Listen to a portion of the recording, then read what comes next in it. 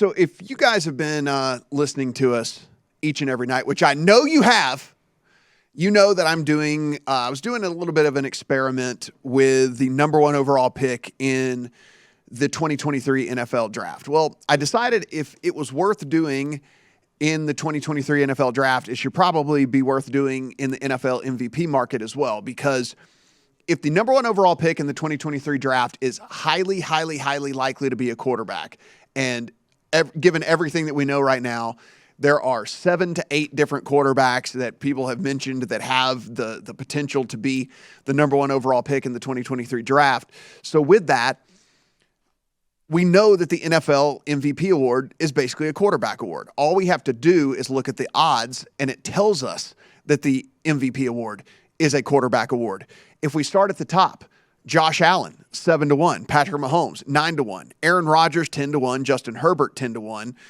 Tom Brady, 10-1. Joe Burrow, 12. Russell Wilson, 14. Matthew Stafford, 15. Dak Prescott, 16. Jalen Hurts, 18. Kyler Murray, 20. Derek Carr, 22. Lamar Jackson, 25. Deshaun Watson, 28. Matt Ryan, 40. Tua, 40. Until we get to Deebo Samuel at 50.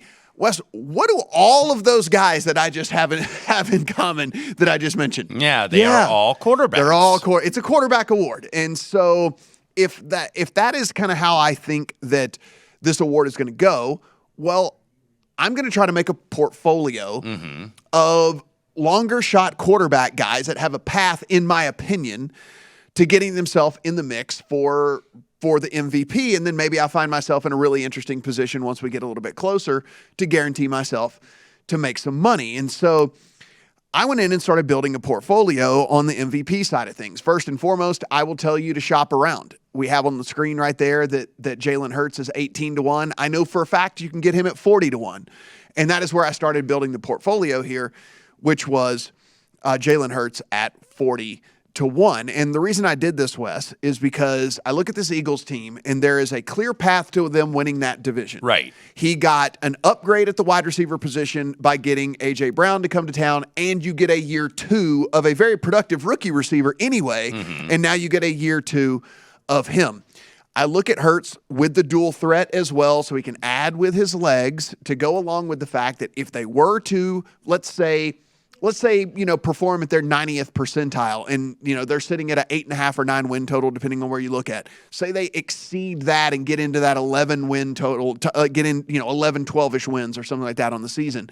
They win that division. They find themselves kind of lurking in for one of the top seeds in the whole NFC. If that's the case, Jalen Hurts likely played very, very well and was a very big part of them getting that done. And again, with it being a quarterback award, getting him in the portfolio at 40-1 was a place I wanted to start. No, I think that's a very good place. And I know that Wilson, you guys got a price very early before the trade, I think, was even finalized, because that's what I did for the Broncos Super Bowl future. I did not have the foresight to go ahead and follow suit on the MVP, but still got a good number on the Broncos Super Bowl future nonetheless. But one that interests me on the left-hand column a little bit more toward the bottom, you took a long shot with a guy that is in a contract year, and that would be one Kirk Cousins at 100-1, who now has an offensive coach in Minnesota. He has Kevin O'Connell, the former Rams offensive coordinator. And this is a bet on kind of a little bit of the same deal that I was talking about with Jalen Hurts. I think there's a fairly clear path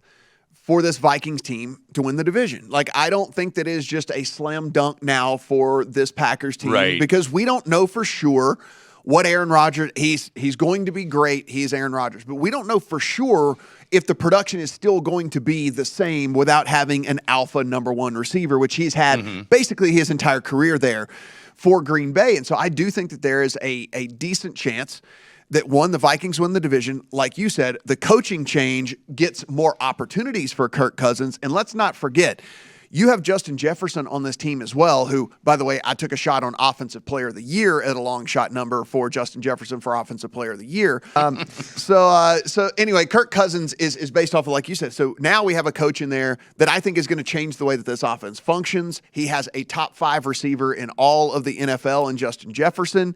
And if that were to be the case, if they end up winning that division, if Justin Jefferson has a monster season, if Kirk Cousins takes this team to, again, 12-ish wins, something like that, to where they're in the mix for one of the top seeds in the NFC, I think he's going to find himself at least in the discussion. And then at that point, that gives me some options, right? Because I'm holding a 100-to-1 ticket. I can start to maneuver for whoever may or may not be the favorite. Are you going to add any, like, maybe chalkier guys to this? Or are you kind of just going for middle price or longer shot guys? Like, there's not a lot there if you're going with somebody like a Justin Herbert at 10-to-1, who I think is going to have a great season. I actually really like the Chargers in that division, even though I got a Broncos Super Bowl future. So do you think you're going to add any of these guys in the teens before the summer's out? I don't think before the summer's over. I think this is one where I'll start adding these guys once we get deeper into the season, if I feel like any of these other long shot guys are live, and then I can just kind of lock in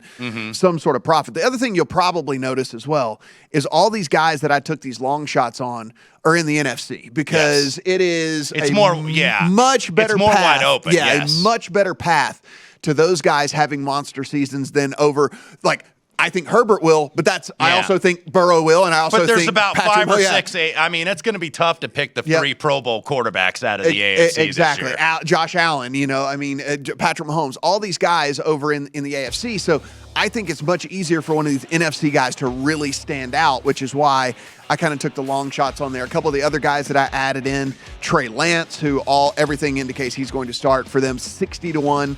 On him. Daniel Jones at 150-to-1, because again, could they backdoor their way into that division as well? So just kind of building the portfolio here on these longer shot guys. So real quick, Kelly, because we didn't get through all those deals on the graphic there, just so I can explain a little bit further. Yeah. For everyone, I did because I took a long shot on Daniel Jones, because I believe that there's again a path to them potentially being able to win that division. And if that's the case, look, it's going to be because, again, coaching change. I'm pretty convinced that Dayball's sharp, right? Like, I'm pretty convinced that he's good. Yes. So if there's anything in the tank for Daniel Jones, I think that he will figure out a way to maximize it. You would think so. And look, we didn't get a lot of glimpse of it during the regular season, but when you say these preseason games don't matter, you can make some observations on it. And I thought Dayball was very good for Mitchell Trubisky. And that's why you're seeing Mitchell Trubisky, I think, get a second chance to at least be the starter for this year in Pittsburgh before they inevitably go to Kenny Pickett. But that was the one thing about Trubisky. Maybe Trubisky could always play, but he just didn't fit with Matt Nagy, square peg, round hole type of deal there in Chicago. So Brian Daboll knows what he's doing, and this was a guy that was good enough to get a job last season, but we know how the NFL coaching carousel works. You got to get out there for interviews, and it's like, he interviewed well, we just went with another guy, but we really think a lot of this guy, and then the next following year is when he gets the gig. So the Giants' offense, you got to think, is going to improve. I mean, look, they added the receiving core. Can Saquon Barkley stay healthy, though, for those guys? The last one I added, super long shot again at 150-to-1, Jameis Winston. This goes along to, if you look, Jameis, before he got hurt last year, was playing pretty good football for this team, and that was without, I might add, Michael Thomas. So now you get Michael Thomas back, you add Olave, you add Jarvis Landry, and then you also have Alvin Kamara. So everything is in place for Winston to have a big season again, if he's any good at all, right? I mean, like if he's any good, that is still to be determined, but that's why he's 150-to-1 in this. And then the other thing to consider here and to think about is, and listen, we don't wish injury on anyone, all that, but they're probably one injury away from being the favorite in this division as well, right? If something were to happen to Tom Brady, or if Tom Brady if he had to miss 5 or 6 games due to some sort of something, I think this division would be up for grabs. And if that's the case again, then Jameis, I think, puts himself at least in the conversation. And so 151 on him. And then I took some long shot offensive player of the year